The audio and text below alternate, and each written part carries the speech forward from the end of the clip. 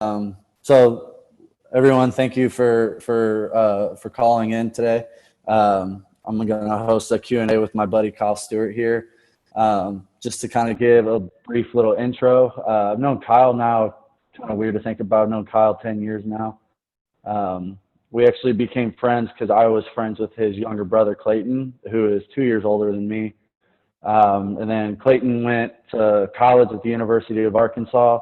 Then after that, Kyle pretty much took me under his wing from the age, I think I was 16. Took me under his wing, and we trained consistently until I left for college. And then even still, I mean, even in college and even still to this day, whenever I go home, that's like one of the only places I go. I go to my parents' house and I go to Kyle's house to train.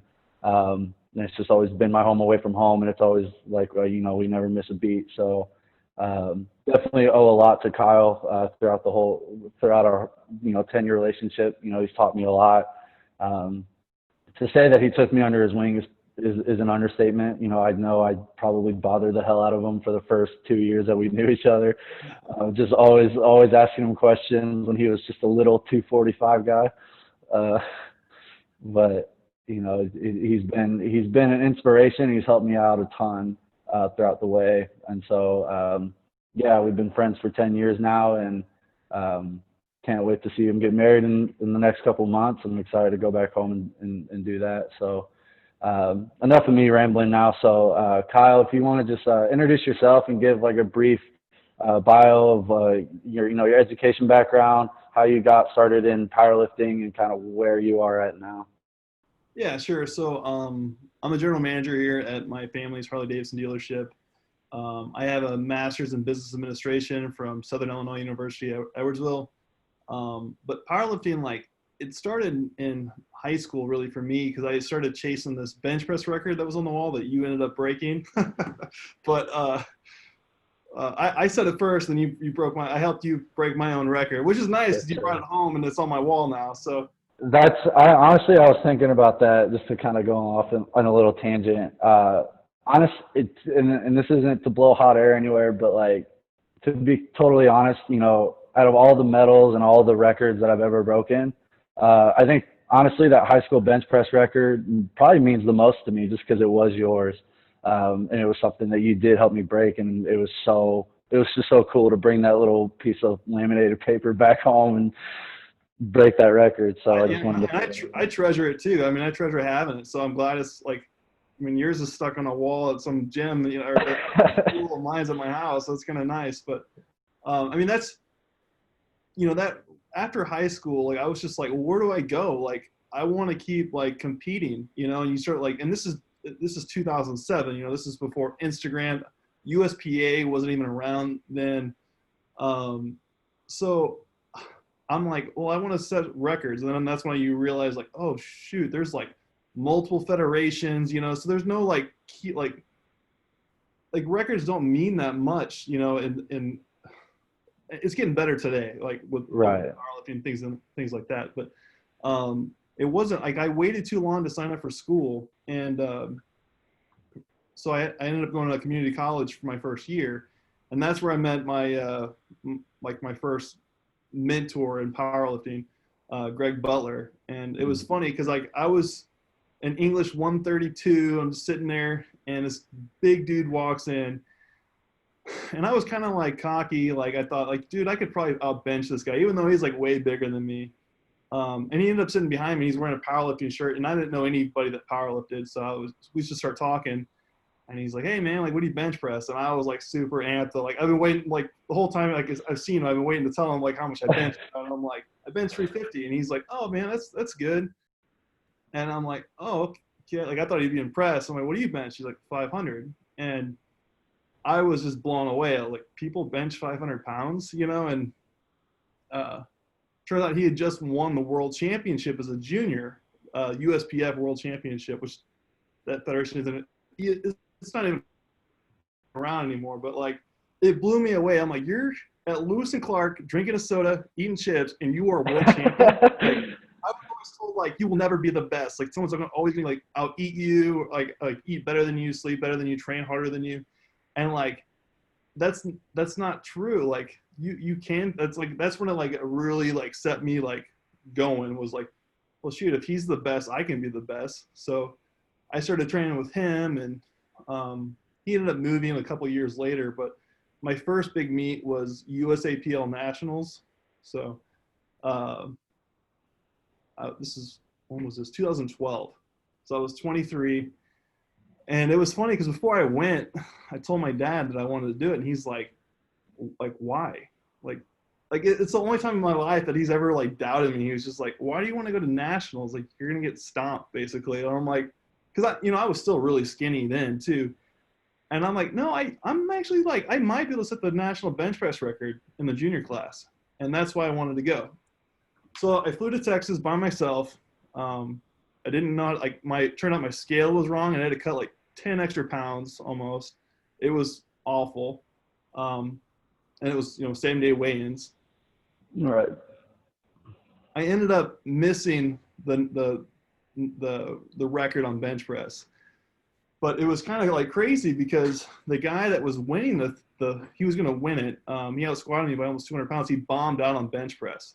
Like the dude was so much stronger than me. He was in a whole nother flight. So like I didn't even know I was going against him, because his opener was so much higher in squats. Like he was lifting with the open lifters, not the juniors. Oh, right. Yeah. And so he ended up bombing out, and so it was really just me versus one other guy, and he had me beat by like 40 pounds after bench press. And it came down, I had to pull the national deadlift record to win. And the guy that had the national deadlift record was there, and he like cheered me on, got me so amped up to go pull it. And like I pulled it and like won the thing.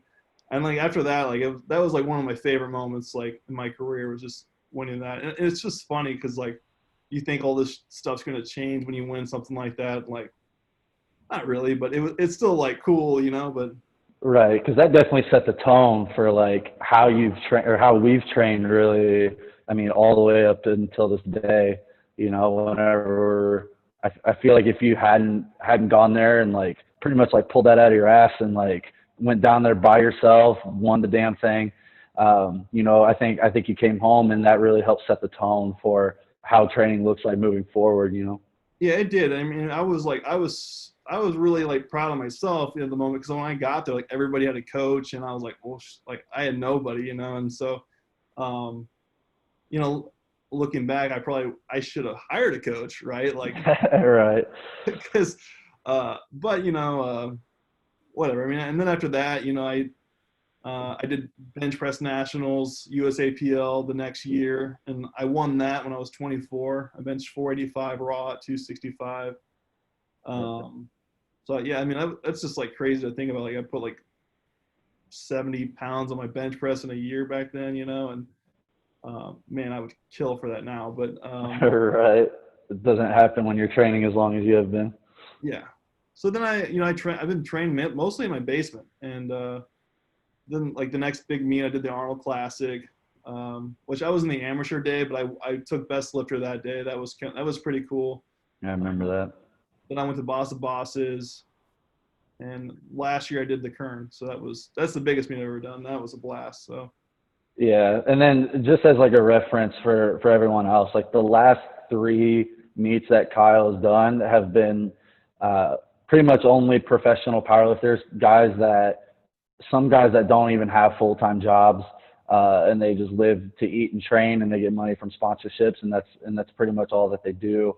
But that's just to kind of put in perspective. That's the level that Kyle is at right now.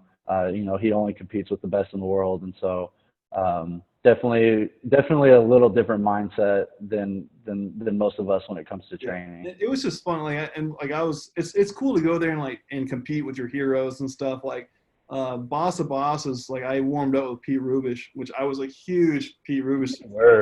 Because he's that guy that would deadlift in front of his washer and dryer and like pull 700+ pounds, and it's just insane, And I when I met him, I'm like, oh man, hey Pete, I'm Kyle. He's like, yeah, I know who you are. I watch your videos. And I'm like, you watch my videos? And so that was a really cool moment, like in warming up with him and stuff like that. And every time I do a meet like that, I fall more in love with the sport because of how great all these athletes are and how nice and helpful they are and stuff like that. Like, it's, even though you're competing against each other, like they want you to do your best. Right. Like, hey, I mean, I forgot my foam roller, like, oh, use mine. And then like they're also like pulling out like a buffer and like hitting your sore muscles and stuff like that. Like, help, like so much bro romancing, going on. And For sure. So tell us what your best meet, squat, bench, and deadlift are. okay, best squat 727 in reps, 622 raw bench press, and a 771 deadlift. And my best total to date is 2071. That's crazy. Yeah. So again, just to kind of put things in perspective, if you total 2,000 pounds in powerlifting, you're in the top maybe 3%, if that, maybe like 5% of lifters. Low, yeah. So yeah, just again, just to kind of put in perspective the level that Kyle's competing at here. And so that's kind of like a lot of the training stuff. Tell us just like a brief outline of what your daily roles are as the general manager of a Harley Davidson dealership. So, I mean, I wear a lot of hats. So we're a family dealership, but I mean, we're fairly large. I mean, we have 40 employees, but my main job day to day is I literally just sit at the front desk of the dealership. So like, I'm a door greeter. Like, everyone that walks in, like, I'm greeting them. And that's great, because if anyone walks in with a frown, like, I can deal with the issue right then. So like, always like being involved with that, I can really like make sure that everyone's experience is good. I also like, my main job I do is I put together all the deals. So if someone comes in wanting to buy a bike or an ATV or side by side like that, they'll talk to a salesperson and me, and I'll put together the numbers. And if the salesperson needs it, I'll help negotiate. And then I also like put out fires. I mean, some people like call it like a janitor almost. So like, if someone has an issue in service, like they talk to me, or any department like that. If there's any angry customers, like I handle it. So, which is good. Like, I always like, before, like, it would make me nervous, but like if someone's super angry and you help them out, it's a huge opportunity, because like some of my best customers now I met when they were like just furious, like, Yeah. like wanting to cuss and yell and stuff almost. And it's like, I go talk to them and just turn that experience around. And then we're like buddies, like we're texting each other and stuff like that. So, Oh yeah. I think like, if you have any issues, like that's one thing I've learned is like just turning those problems into opportunities. And it's crazy what it can do for your business. Like one of the guys, my favorite example was, there was a guy who was mad because we waited like a week to order his parts, because we were waiting to do inventory before we did any ordering, which is kind of dumb. But the guy was like so mad, and since then he's bought 3 new Harleys from me in just a few years. Like, so, Dang. yeah. Yeah, I think a key thing you said there was turning your problems into opportunities. I think especially within fitness, we don't always look at problems as something that can in turn like benefit us more, because if there's a problem, like fight or flight kicks in, and all of a sudden you're either like, oh shit, I'm really scared, or you're like gonna puff up your chest and go and get it.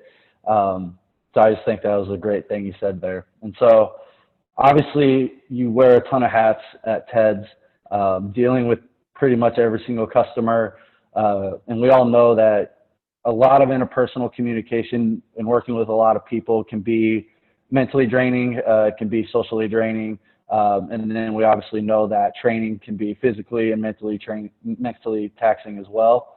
And so how do you manage, your bandwidth to be able to focus on, training so intensely and then work so intensely? Because it sounds like, both things that you do just require a ton of energy and require a ton of focus. So how do you manage that bandwidth so you don't end up getting burned out or just not performing well?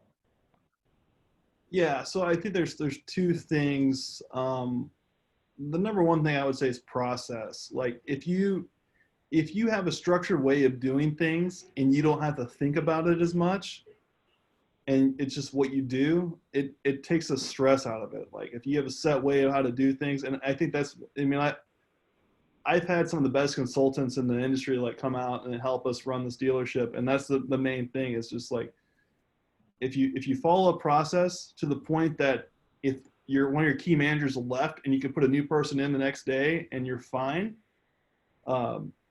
it's good. Like good people should complement good processes, not the other way around. Like you need to have good processes in place to take that stress off you. So like right now we're busy at the dealership right now, and I can step away, for 30 minutes to an hour to talk to you, and the place isn't on fire. Like my guys can handle it. So that takes the stress off me. And then also just efficiency too. Like when I meal prep, I cook a lot of food all at once, and just keep it simple. I mean, like I just eat mainly, if you guys follow Stanford and all, like the vertical diet, like that's largely how I eat. So basically what I do is I take my macros that I want to eat throughout the day, and I just try to find the most nutritious way to fill those macros.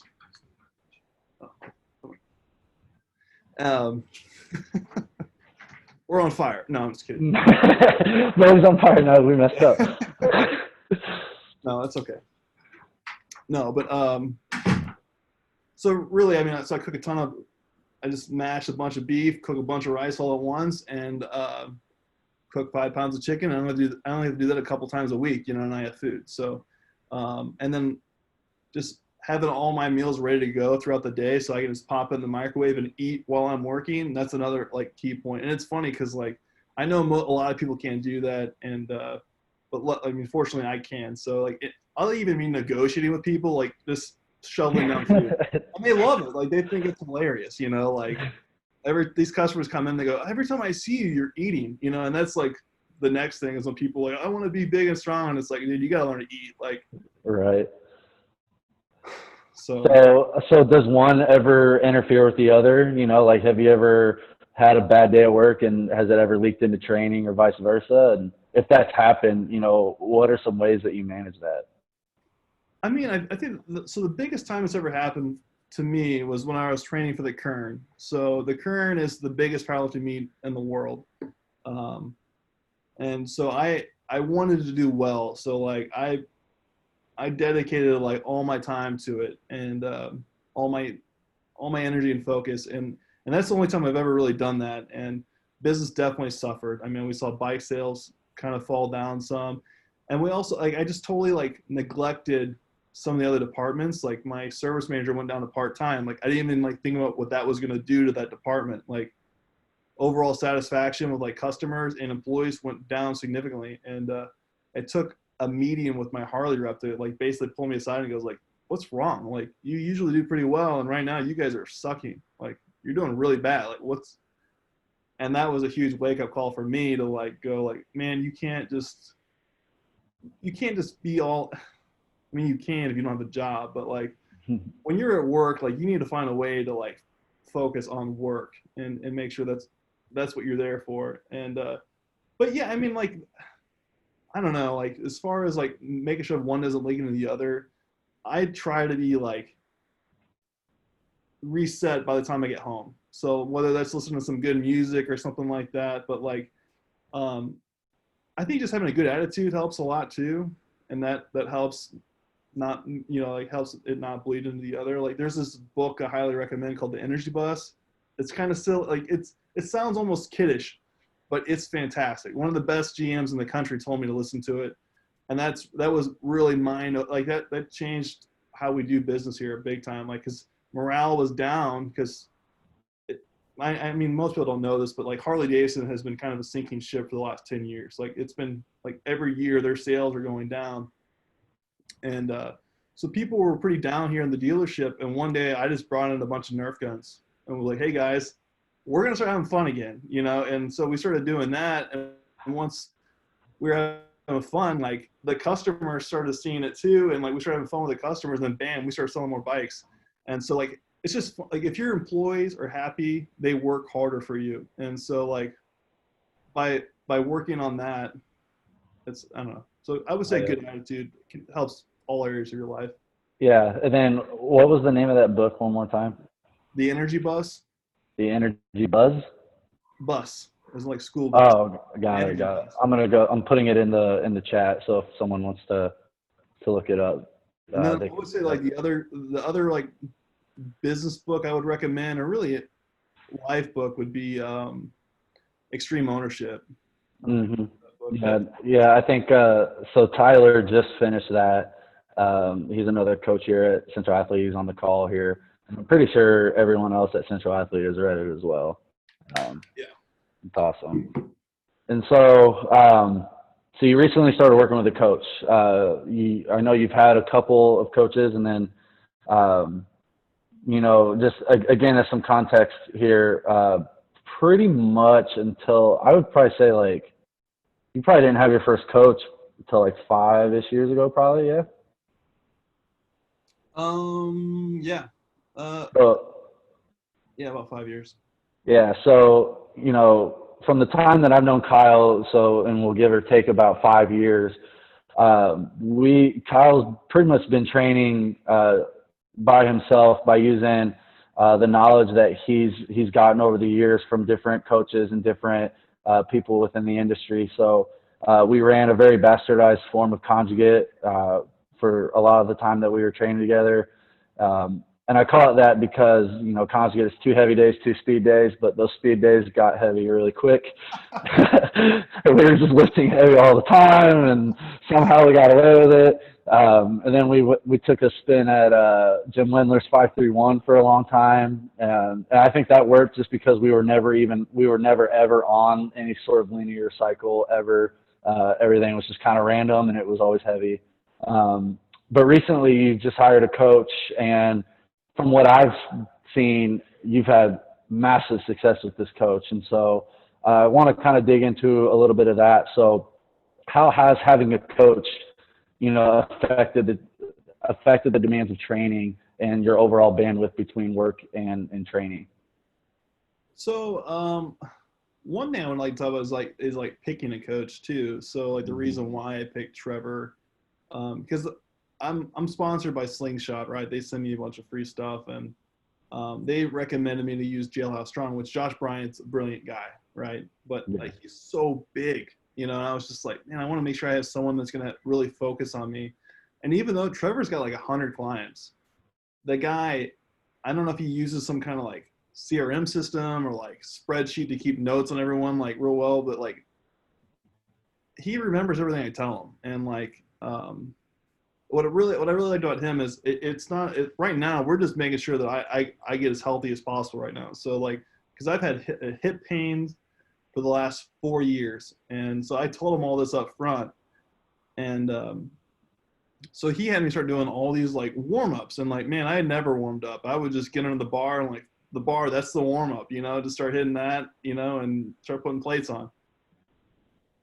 And so he's got me doing multiple movements before every work. Like I'm literally sweating before I get the bar on my back.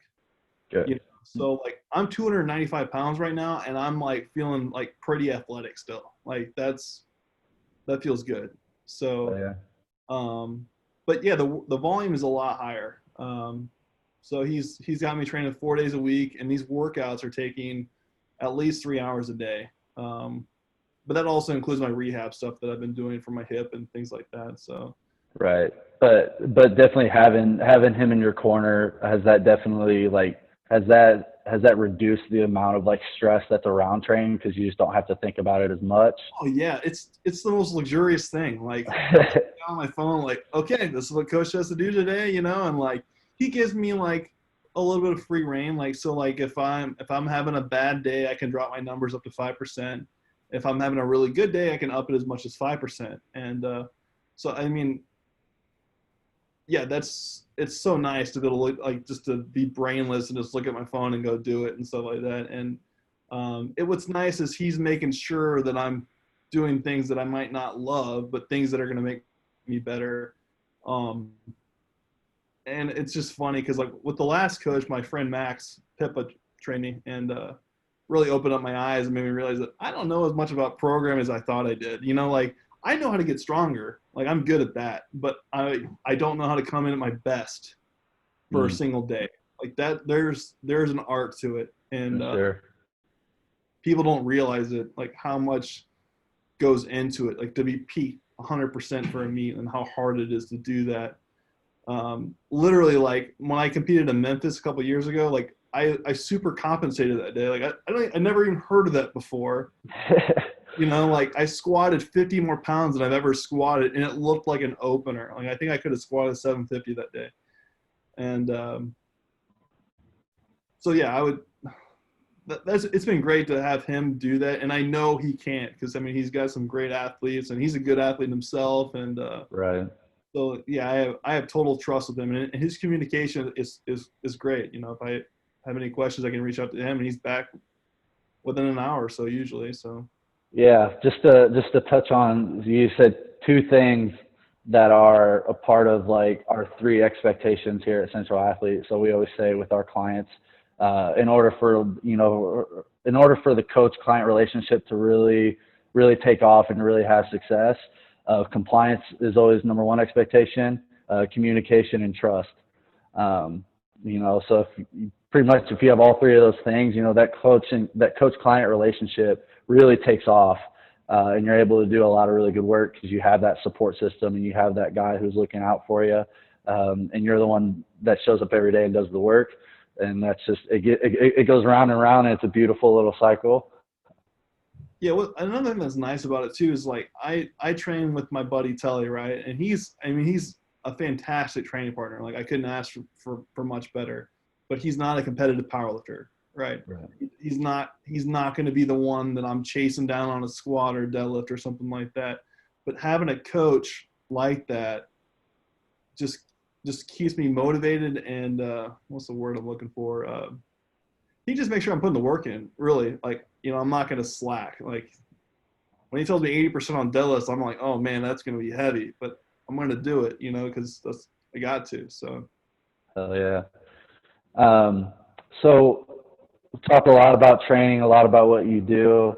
So what do you do, outside of training when you are feeling really stressed or you feel like bandwidth has been reached? What are some things you do that help you relax and reduce that stress?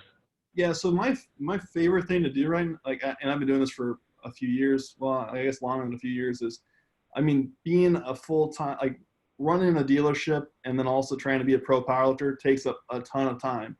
And so I've started listening to audiobooks, and my collection is almost 100 books now. And as soon as I wake up in the morning and start getting ready or prepping food, I put an audiobook in. So even though I don't have a lot of time to like screw off and watch TV, I still get lost in great stories and things like that. So that helps me relax. Because when you've meal prepped as long as I have, it's thoughtless, right? It's just I've been doing the same thing for years. So yeah, I love audiobooks, and on my free time, really just hanging out with my fiance Jessica. She's amazing, and what's great about her is, even though I train a ton, she's usually down there with me. So that's great too. So like I don't have to worry about, like, because it was funny because before I met her, like I didn't think that was like necessary to find someone that also worked out. And I wouldn't say it is necessary, but man, it's great. Like because before, like I don't feel like bad that I'm working out so much because I'm enjoying it with the person I love. So that's awesome. huge too. So for sure. And then just to have a point on there, I can't talk about us having fun without mentioning this. So it was the day that I came over, from the very first day I ever came over to Kyle's mom's house. They've been playing Super Smash Bros. Oh God. Every week. And so I've known Kyle 10 years now, and every single time I come over, before or after training, we're playing Super Smash Bros. And it's just always like, I always love it after training because we're all just like beat up, like we're wore out, and then you go up there and it just kind of brings you back down to earth, and you're just like, man, I'm having fun now. Like I don't care about that bad lift I had or whatever. It's just like this nice decompressing and a lot of shit talking, but it's always almost like a blow up valve. Like if you still got any more pent up aggression that you didn't like use up all the way in the gym, you go use play those video games. That's awesome. Yeah. I couldn't touch on that without mentioning that. So getting through here, um, what keeps you so motivated? I know you're pretty much at the top when it comes to powerlifting in terms of the type of competitor that you go against, and then obviously you've got a lot of hats to wear at work. So how do you stay motivated for both of those things?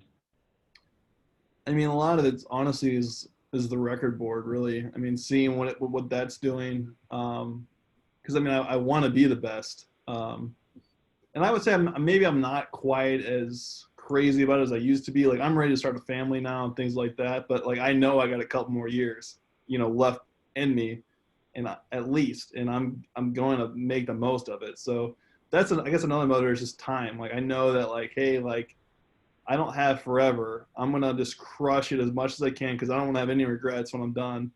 Um, and then also, I mean, like for business, it's KPIs, key performance indicators, like the industry sets. It's not some arbitrary number that someone's pulling out of their, pulling out of nowhere. I mean, like for instance, like we had an issue in sales, the sales department before I took it over, and I went to this general manager class in Denver with some of the best dealers in the nation, and they were all looking at my numbers and they're like, hey, Kyle, you should be selling almost twice the bikes you're selling right now. Like, how does that make you feel? And I'm like, really pisses me off. Like, what do you mean I'm supposed to be selling twice as many bikes? And they're like, well, if you look at your transactions throughout your dealership, through service, motor clothes, and parts, we found that for every 25 transactions, you should sell one motorcycle.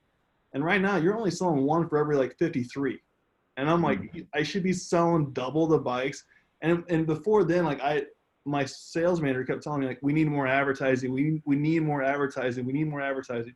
So we were spending just so much money. And it turned out it was just because of a poor process. We weren't taking care of the people that were in here. And so, I went back and fired my sales manager that kept saying more advertising and stepped in his shoes and started doing that. And now like this month we are at a 23 transaction ratio. So for every 23 transactions, we sell one bike. Oh yeah. 2 years ago, we were at 53. So our processes up front are immensely better. We take care of everyone that walks in that door. So if there's an opportunity, we're taking advantage of it. So Yeah, I'd say so. That's quite the turnaround. yeah. How do you set goals? Like how do you know where to take the business? Obviously, I think powerlifting is pretty straightforward. Like the numbers you got to hit. Who the best people that are in your weight class are. When the meet is, and what programming looks like and all that stuff. But how do you set goals for business too? Well, I mean, like there's this book called The Lean Startup, and one of the things they talk about there to know when to pivot. And for me, like it used to be all about how many new Harleys I would sell. And I recently, in the last couple of years, I've switched to like just how much gross profit can the dealership generate? Like that's the main goal of business anyway, is to make a profit, right? So you can pay for like, make sure everyone's got a place to work. And, I've realized that like the new market is down. So we started focusing on used bikes, and to the point that I'm actually like going on and we're buying bikes off Facebook Marketplace multiple times a week. So I pay my salespeople to go find bikes, and I tell them, hey, yeah, I'll be at this price, and if you can get it cheaper, I'll give you more money. So like some of my sales guys make as much money buying bikes as they do selling them. So Wow. I would say like just being open with your goals and knowing that, hey, your goals could shift, and that's not a bad thing. Like mine shifted from new Harley sales to what will make the dealership actually better. But as far as business goes, I mean, I think you really need to look at the market and see what it's doing and be realistic. I can't say that, hey, every year I want to be up 20%. If the like right now the market's on 50% this month on new Harley sales. Like I'm actually up. Like I've sold more. I've already beat last May. Like, so everything we sell right now is extra, but you can't, you got to set realistic expectations, and you got to like look at what the market's doing and be realistic. But For sure. And obviously same goes for, strength goals or fitness goals. Being smart with your goals, being specific, measurable, attainable, realistic, and time oriented. Making sure that those goals meet that criteria is going to be key. And so this last question, obviously with the state of the world that we're in, a lot of people are in isolation. And so the conversation around support has definitely grown over the last few weeks or so. And so, with a lot of responsibility on your shoulders at work, with the drive that you have to be the best, what does your support network look like? How are you best supported? well, I would say my main supporter is Jessica, my fiance. She's always understanding and there for me. At work, it's largely my parents, and my dad. It's funny, he's not very hands-on with the dealership anymore, but I'll go and talk to him, and see what he has to say. And it's funny because a lot of times I know the answer, and I just don't want to go do it because it's tough or something like that. And just hearing it from him, is great. Or like sometimes like customers do get under my skin when you have an angry customer, because like they're not always right. They want something for free and stuff like that. And but you got to look at it as a business. Like, is it worth losing a customer over $100 or $200? Like, most likely not. Like a customer's is worth more to me than that. And so like, even though I might have my differences with the person, my dad will remind me like, hey Kyle, this is an opportunity. Go make him happy, even though it sucks. You're gonna make it back because he's gonna be he's gonna keep buying stuff from you. And if you say no, he's gonna go shop somewhere else. So like, so yeah, I would say mainly my family, is my support network. For sure. And then again, just knowing you and your family, I definitely see that every time I see your family, I can see not just in your life, but, just with your mom and with your dad, I can see how important that is to everyone. So I think that's always something I've really admired about you all. One thing I do want to say real quick before we wrap things up is like, one of the things I learned, because people always ask me like, dude, how are you so lean at your weight, or how strong you are? And I think people got to realize like, this is a long game, like, because we've all been guilty of it, like dirty bulking. We think we can like put on a bunch of muscle really fast, and it doesn't happen. Like if you look at the studies, you can only add something like 16 grams of lean muscle like a day, which is like under a pound a month. So when people gain like, oh yeah, I gained 10 pounds this month, like, or they're saying that, like, I used to feel like stupid, like, man, I wish I could gain 10 pounds in a month. Like it takes me a year to gain like 8 pounds, or something like that. And that's the secret, to staying lean while bulking is just, you got to be real, like, and just not expect to gain a bunch of muscle every month. No, you should be happy gaining 1 to 2 pounds a month. Like, and that's how you stay lean. That's the secret. For sure. And I think works the other way too. If you're trying to improve body composition and lose weight, same thing. If you can't not, even if month one, you lost, 8, 10 pounds, it's not going to look that way when it's month 11, month 12. Has to be very systematic, and you have to chip away a little bit over a long period of time. For sure. So I'll go ahead and open it up. Looks like most everyone is on mute, but if you have a question for Kyle or myself, this could be about business, about fitness, about strength training. Now's the time if anyone wants to jump in. Just kind of wait a minute. Yeah, I got one. I guess I'll turn on video too. First of all, that was awesome to hear everything that both of y'all had to say. Kyle, what are some things that you might listen to or read? Because I've started to listen to podcasts a lot, that you'd recommend to help stimulate even more business ideas and continuing to grow that aspect, like taking those KPIs from one purchase per 53 to cutting that in half? Like what are some more like specific things that you would recommend to someone who's also trying to grow? So for business books, man, okay, so there's like a cult following behind a few of these guys, but as far as like, I really want to, like, have you heard of FIRE? Like financially independent, retire early? Now I have. Okay. Well, the whole premise is to get to the point in your life that you have assets generating you enough income that you no longer have to work. Like you've made your money work for you. So that, like, that's one of my lifetime goals, is to get to that point where I can retire early. Like I don't want to work, till I'm 70 something years old. I want to retire and be able to go travel the world with my family and things like that. And there's a book series called Rich Dad Poor Dad that I would highly recommend. You're shaking your head, so yeah, you've seen that. And then like as far as, I mean, the KPIs I told you about going from 53 to 25 is very specific, right? That's just motorcycle dealerships, right? Like it's hard to apply that to other areas of your life. That was through a guy named Sam Danzler. He's a consultant for motorcycle dealerships, but a guy that's very similar to him that you can apply to anywhere in your life is Grant Cardone.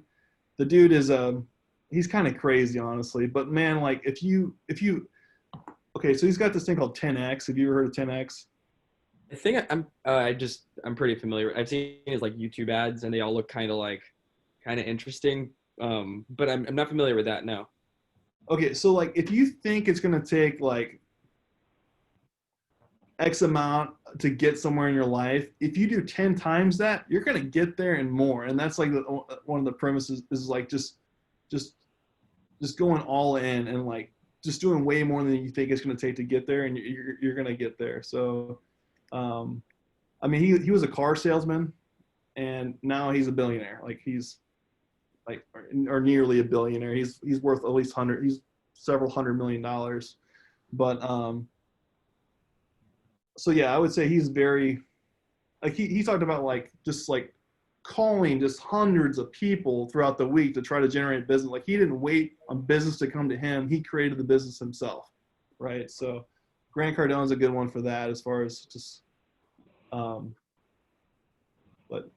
I don't know, as far as like life coaches and stuff, man, I don't know. I mean, my dad was really good too. I mean, so.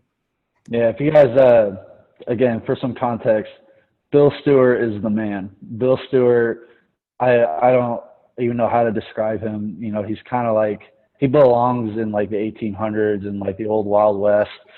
Like Bill Stewart is a crazy man, but he's built something really special over there, and is like he's done some crazy things in his life, and has turned out to really work out. And so Bill Stewart is the man. I can vouch for Kyle there. Yeah. I would say also, Tyler, just like the people you hang out with, like you want to hang out with people that are ambitious too, right? I mean, if you don't, I don't know, there's that saying, if you hang around trash, you start to smell like it. So hang around with people that are successful and keep hanging around Steven. I'll probably keep getting stronger. Keep hanging around the rest of the work team, I think we'll keep growing. So that's great advice. Yeah, thanks. Yeah. And then Jesse asked, Kyle, when was the last time you got pinned on a bench press? November. I went for 633 on bench press, and I wouldn't say pinned. I mean, because I almost locked it out. I mean, I was an inch away. Yeah, it got up there, yeah. I don't know when the last time I got pinned. I mean, that's the thing too. It's just like I only max out at competitions, right? Like I rarely miss a rep in training these days. I did go for 600 for a double before I hit that 622, and I missed it. But that was also a lockout too. So I'm really strong off the chest. Like that's not my problem. My problem is just locking it out the last couple inches. Yeah, and it always makes me feel good that your best competition bench is only 11 pounds under my best competition deadlift. So. For now, yeah. All right, man. Well, again, I don't want to keep you. I know you got to get back to work. But again, man, thanks for taking an hour to sit down and talk and to answer some questions. If there's no more questions, then we'll just wrap this thing up. So, Kyle, can't wait to see you. Only a couple more months. Yeah, for sure. I can't wait. Hopefully